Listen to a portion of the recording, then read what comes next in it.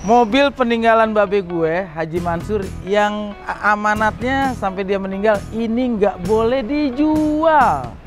Ini adalah mobil Kijang Buaya tahun 78. Yang keraton-keraton, ala-ala keraton.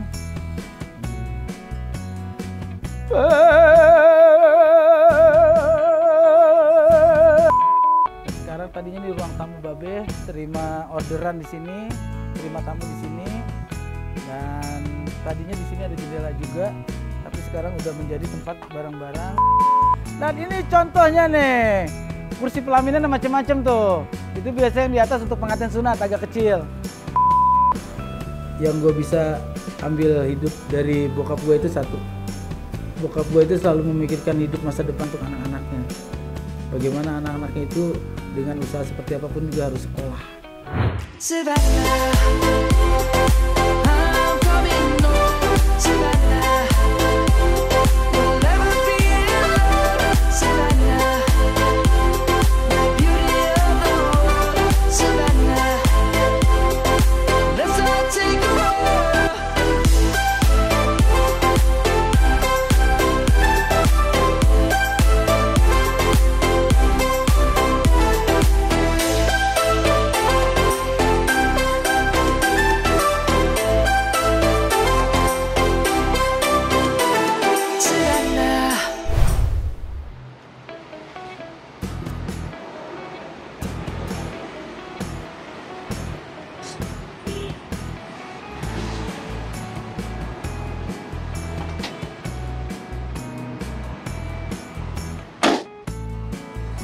Assalamualaikum warahmatullahi wabarakatuh. Abang-abangan gue, adik-adikan gue, luar biasa. Kali ini spesial banget. Ini adalah tayangan yang luar biasa karena ini adalah mobil peninggalan babe gue, Haji Mansur, yang amanatnya sampai dia meninggal ini nggak boleh dijual. Ini adalah mobil Kijang Buaya tahun 78.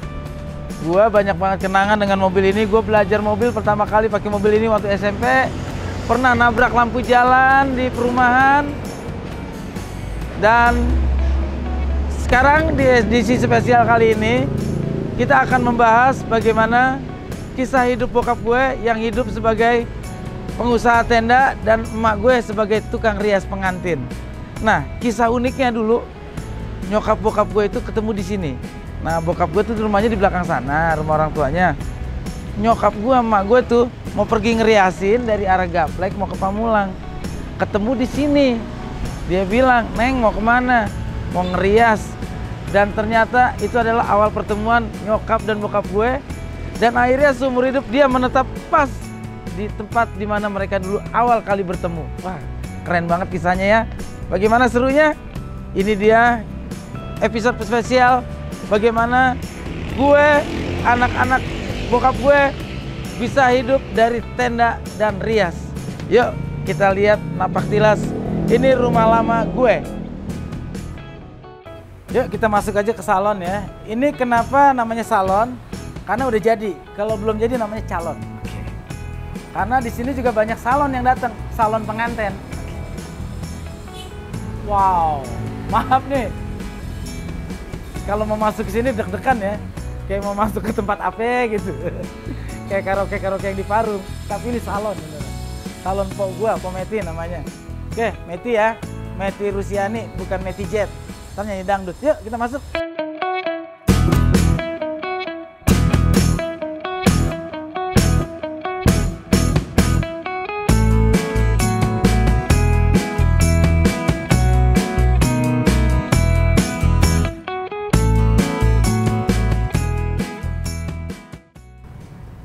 Kita udah di dalamnya, ini Meti Salon.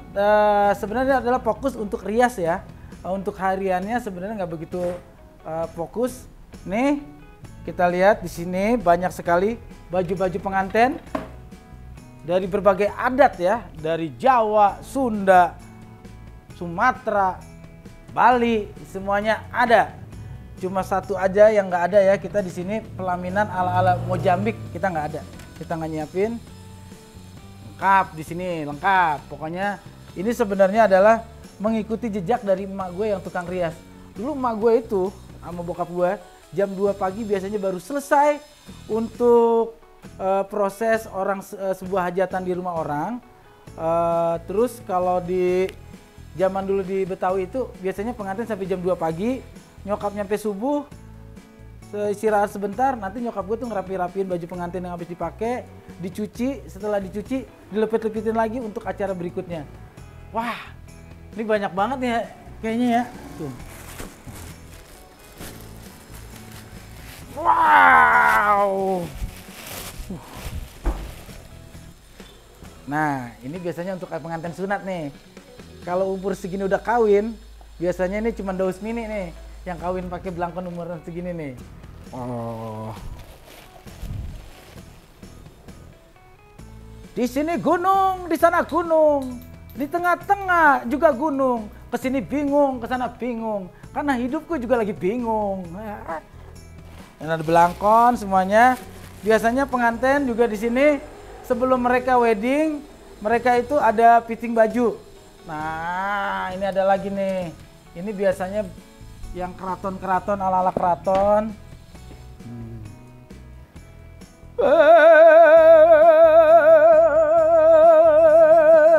Cahayu aku melaku. Kalau ini ada lagi.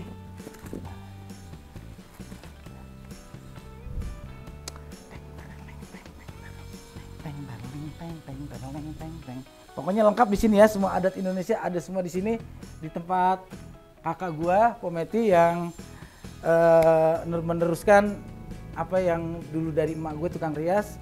Nah, ini biasanya pengantin di sini dilulur dulu biar mukanya itu bersih, bersinar dan menjadi pengantin yang bisa menimbulkan aura yang menarik untuk di malam pertama.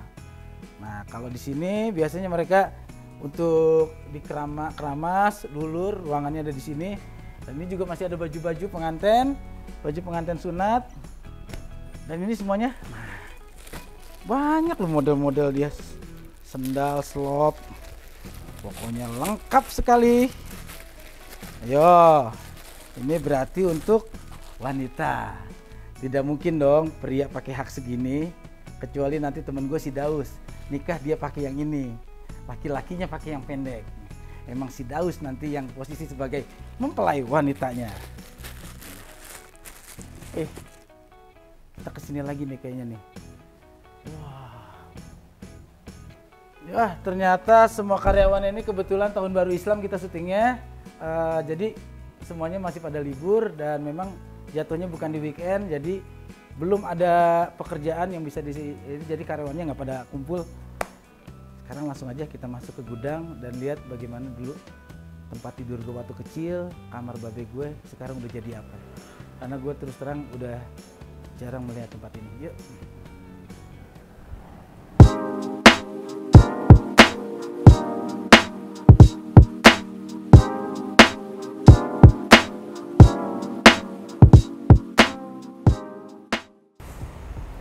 Ya, abang-abangan gue, adik-adikan gue, ini adalah rumah tua yang menjadi dulu tempat tinggal kita sekeluarga di sini.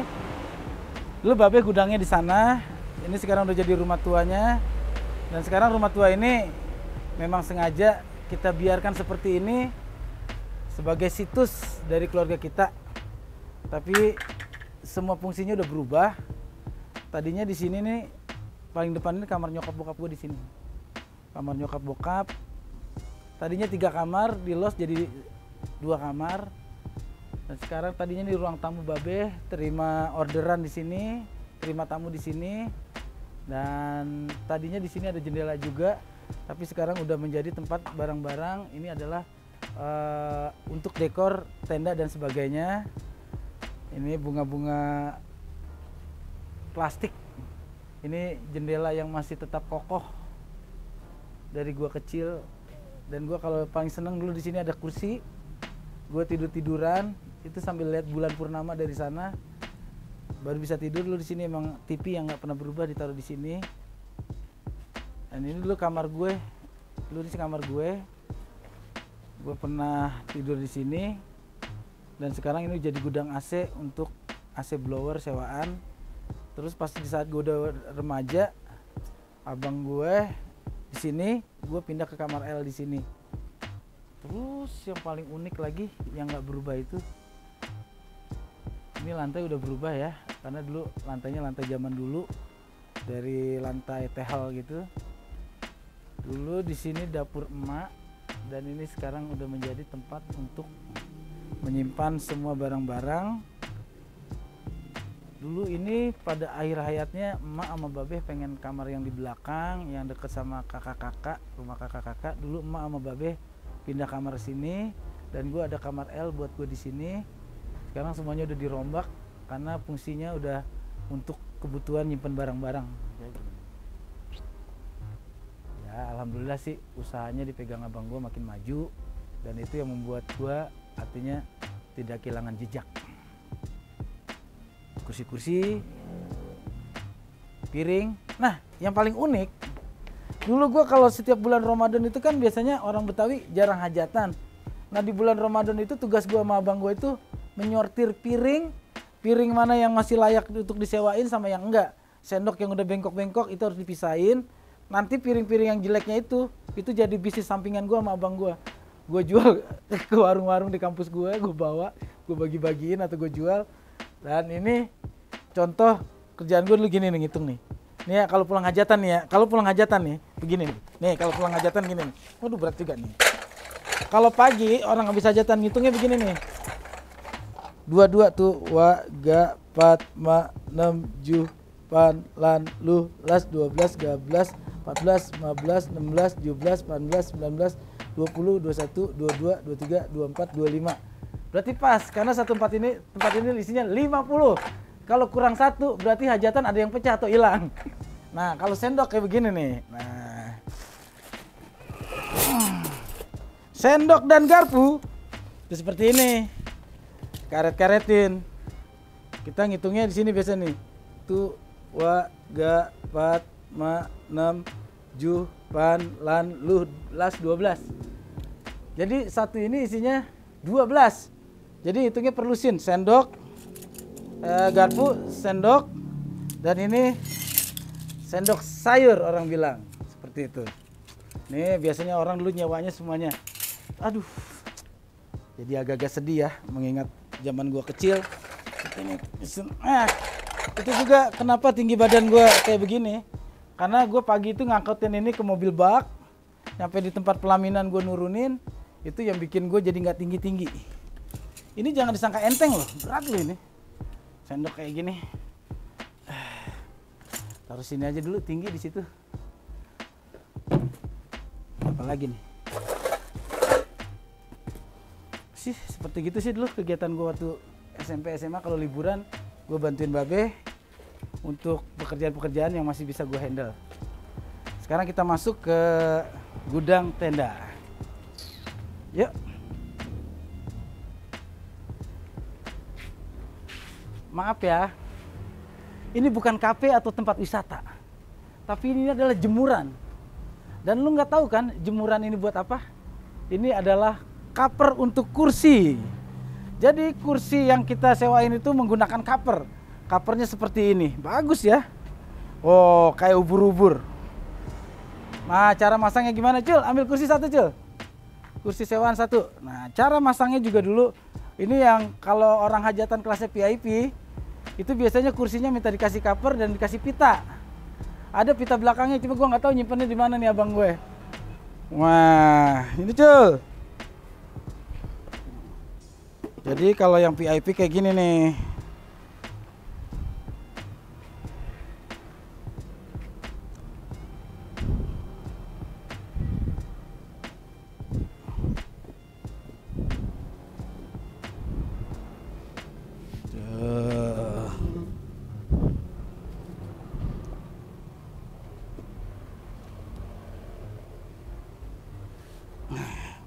Oh terbalik, ini terbalik, maaf, gue lupa, terbalik. Ini mana roknya sih? Nggak ditulisin sih depan belakangnya.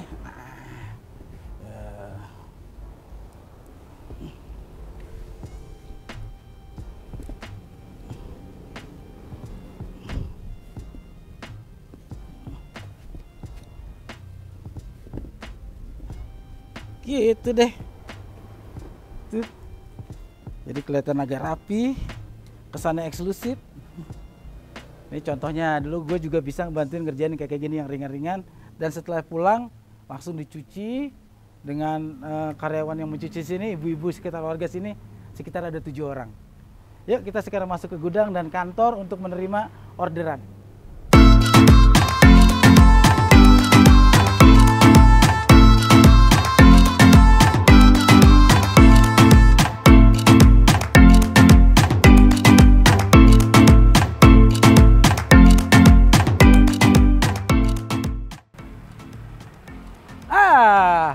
Ini kantor abang gue sekarang di sini untuk terima order kantornya.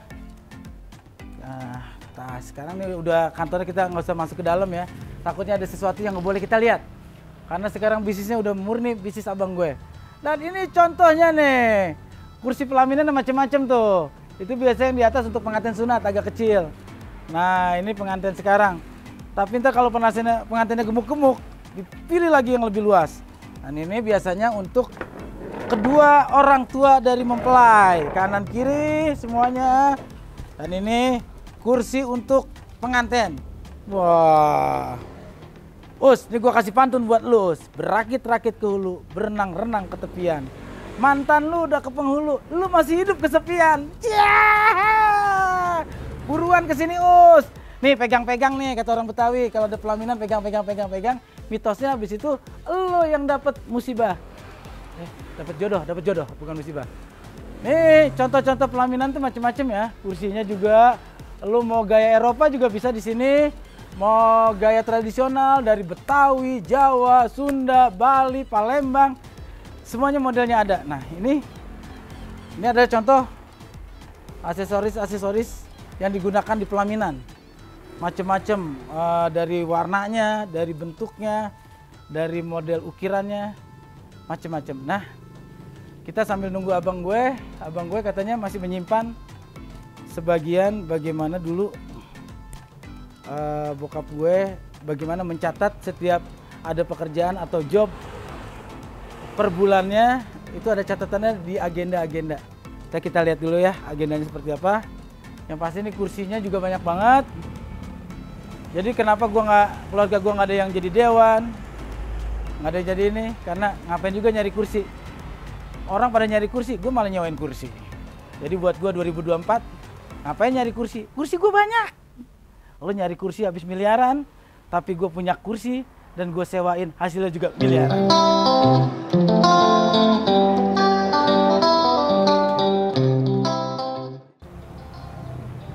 Nah ini sekarang kita masuk di ruang kerjanya abang gue. Biasa menerima tamu untuk membooking kapan dia hajatan, untuk sunatan, atau perkawinan. Ya ada orang datang, ya Bu silakan. Rencananya mau pakai yang seperti apa? Macam-macam di sini ya. Oh. Ya, riasnya juga tinggal ke sana. Ibu mau alat-alat cateringnya ada, tapi kalau untuk cateringnya kita belum ada.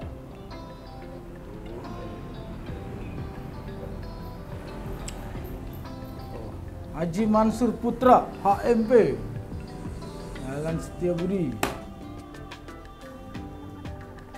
Banyak ya fotonya ya. Oke, abang-abangan gue, adik-adikan gue, sebenarnya gue membuat episode ini untuk membangkitkan semangat hidup gue, dimana gue banyak belajar di hidup tuh dari babe dan mak gue. Yang gue bisa ambil hidup dari bokap gue itu satu, bokap gue itu selalu memikirkan hidup masa depannya, masa depan untuk anak-anaknya. Bagaimana anak-anaknya itu dengan usaha seperti apapun juga harus sekolah. Kita nggak perlu hidup mewah-mewah, yang penting sekolah kita bisa selesai. Dan kemudian kalau dari emak gue itu gue belajar adalah kasih sayang.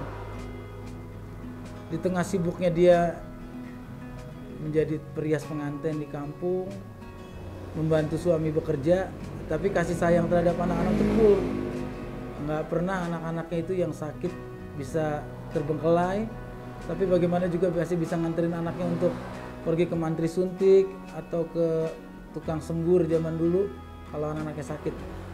Yaitu hikmah yang gue bisa dapat di episode kali ini adalah semangat hidup bokap gue untuk membesarkan semua anak-anaknya dari usaha yang dia rintis dari kecil.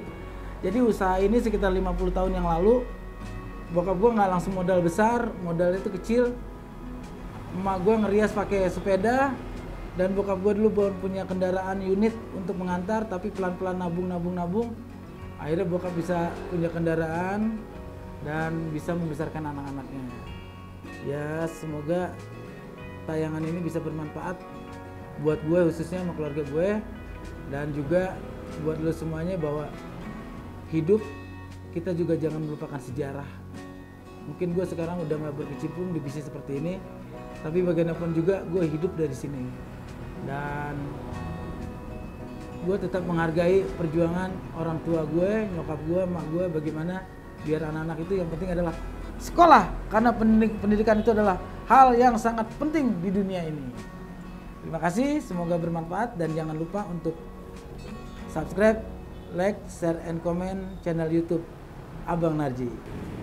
Oke, gue mau balik dulu, gue mau pinjam mobil abang gue mau clubbing di Parung. Oke, sebelum gue pamit, nih buat lo jomblo-jomblo, gue kasih doa buat lo bagaimana caranya dapetin jodoh. Nah, yang pertama, lo tatap fotonya dan kemudian lo berdoa, ya Allah, kalau memang dia jodohku, dekatkanlah. Kalau memang dia bukan jodohku, temennya juga nggak apa-apa. Oke, gue pamit dulu.